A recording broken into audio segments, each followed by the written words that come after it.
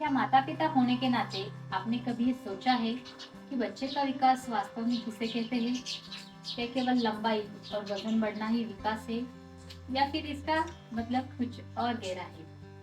आज की इस वीडियो में हम समझेंगे कि बच्चे के विकास के सही मायने क्या है, यह प्रक्रिया कैसे चलती है और माता पिता इसमें कैसे मददगार हो सकते हैं।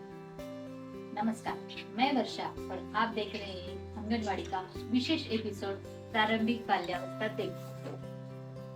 बच्चे का विकास एक सतत, क्रमिक और समग्र प्रक्रिया है। इसका मतलब है कि बच्चे का शरीर, दिमाग, भाषा, समझ और भावनाएं सब मिलकर साथ बढ़ते हैं। बच्चे का विकास केवल शरीर की वृद्धि नहीं, बल्कि एक समग्र यात्रा है। अगर बच्चा स्वस्थ है लेकिन बोलना या भावनाएं व्यक्त करना नहीं सीख पा रहा है, तो इसका मतलब है कि उसका विकास अधूरा है। हम सब जानते हैं कि हर बच्चा अलग और अनोखा होता है।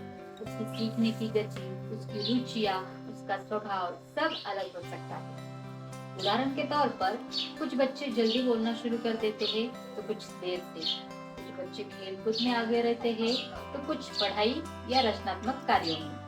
हर बच्चे का विकास उसके अपने ढंग से होता है और हमें उस प्रक्रिया को स्वीकार करना चाहिए और कभी दो बच्चों में तुलना नहीं करनी चाहिए।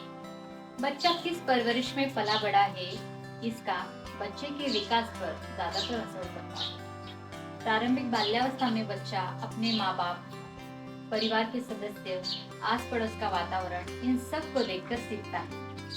संवाद और खेल शुरुआत में बच्चे की शिक्षा के बेहद महत्वपूर्ण माध्यम होते हैं और यही उसकी दुनिया होती है। धीरे धीरे इस दुनिया की, बाहर की दुनिया जानने की उसकी कोशिश निरंतर जारी रहती है।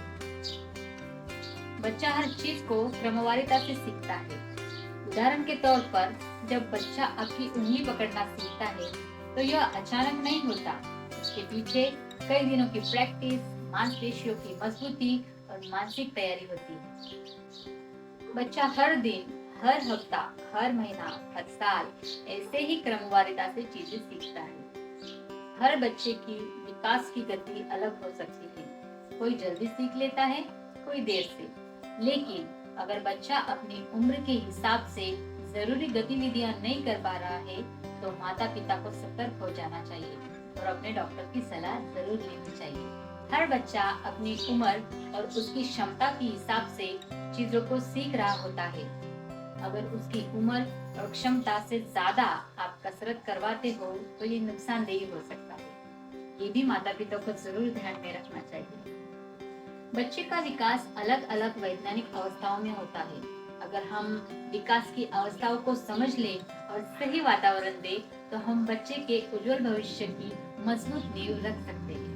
अगर आप बच्चे के विकास के इन अवस्थाओं को विस्तार से जानना चाहते हैं, तो हमें कमेंट में जरूर लिखें। चैनल को सब्सक्राइब करें और वीडियो को लाइक करें।